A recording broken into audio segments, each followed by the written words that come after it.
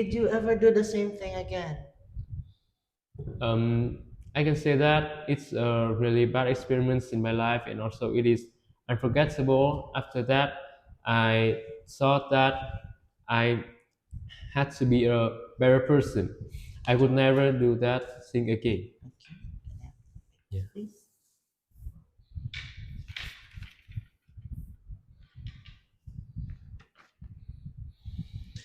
We've been talking about something naughty you did as a child, and now I'd like to discuss with you one or two more general questions related to this. Let's consider first the topic of parental discipline. Yeah. Some people believe that smacking or using any type of physical violence as punishment against a child is wrong. What's your view? You repeat the question? Some people believe that smacking or using any type of physical violence as Oh. punishment against a child is wrong. What's your view? My view, I think it's not a really good punishment for a child, especially if their sons or daughter they are small. Because I understand how the parents they think. Maybe they think that maybe the physical punishment they can make your sons or daughters hurt, and after that the children can remember and want to do that naughty things again, but they don't think about the mental of a child. If you were a child and then you get hit, you will feel really hurt, you will cry, you will feel really sad, and maybe at that time the children they don't realize that their actions were wrong. Thank you. Why do you think some people have difficulty disciplining and controlling their children? I think there are several reasons for this. The first reason is because they like maybe they let their children do a lot of like bad things, but they don't really have a really good punishment on them. So their children think that, oh, I can do whatever I want. I will have my parents protect me, and the other reason I think is maybe because the parents they cannot like have a correct way to communicate to share with their children. What are some of the disadvantages of having a strict upbringing?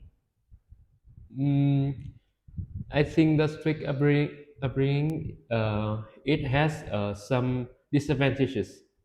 The first disadvantages it I think that not everything has to be strict.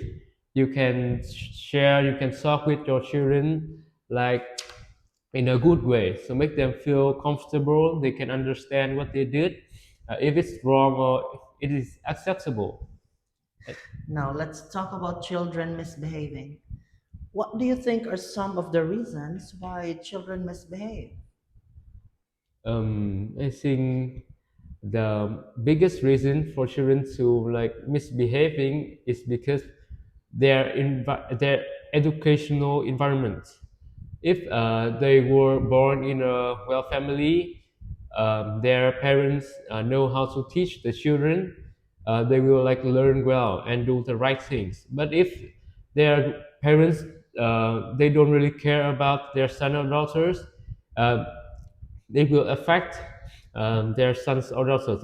The children will learn bad things from social environments. Yeah. Do you think it is a good idea to ignore bad behavior or punish it? And why?